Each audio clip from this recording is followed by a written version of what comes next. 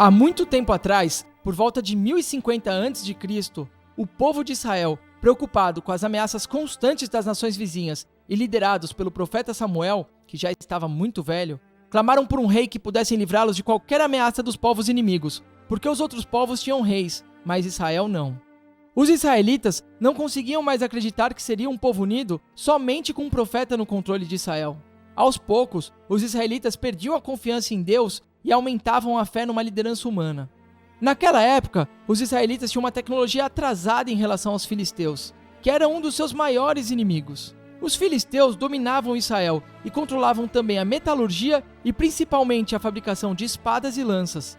Eles tinham armamentos muito melhores que os israelitas. Os israelitas cada vez mais pediam por um rei, porque a fama dos filhos do profeta Samuel não era muito boa.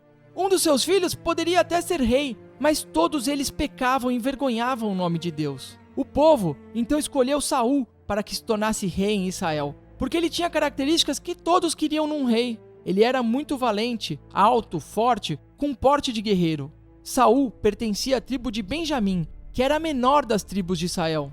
Deus aceitou o pedido de Israel e chamou Saul, através do profeta Samuel, para ser ungido. Mas assim que Deus levantou o seu nome diante de todos os israelitas, Saul tentou se esconder no meio da multidão e negar o seu chamado. Vamos parar por um segundo e refletir sobre isso.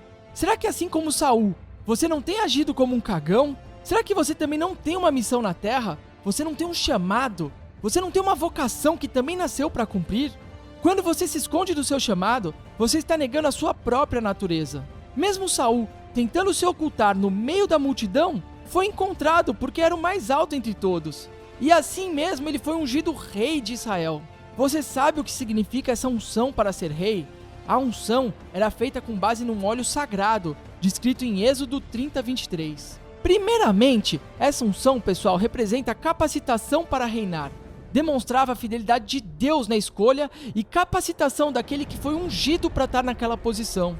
Segundo, pessoal, representava a capacitação para a guerra. O rei era representante de Deus para cumprir suas ordens referentes à estrutura, à administração e à proteção do reino. Saul deveria estar habilitado para guerrear em nome de Deus. Saul seria a unificação das 12 tribos para uma liderança unificada em Israel. Porém, pessoal, quando Saul desobedeceu às ordens de Deus e poupou os animais e o rei dos amalequitas, que era muito cruel com os israelitas, Deus passou a rejeitar Saul. Saul era um homem bom antes de ser rei, mas durante o seu reinado, ele se tornou um homem mau. Saul teve medo do povo. Ele preferiu ouvir a voz do povo do que a voz de Deus. Pare e pensa, pessoal. Quantas vezes vocês recebem ordens diretas de Deus e vocês desobedecem?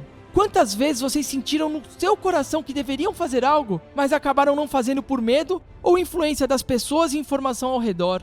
Essa história mostra que quando fazemos algo contra a vontade de Deus, fazemos isso contra nós mesmos, e isso nos afasta de Deus. Na próxima aula vamos ver o desfecho do rei Saul, que foi o primeiro rei de Israel, e continuar aprendendo com a sua trajetória. Um abraço e nos vemos até a próxima aula.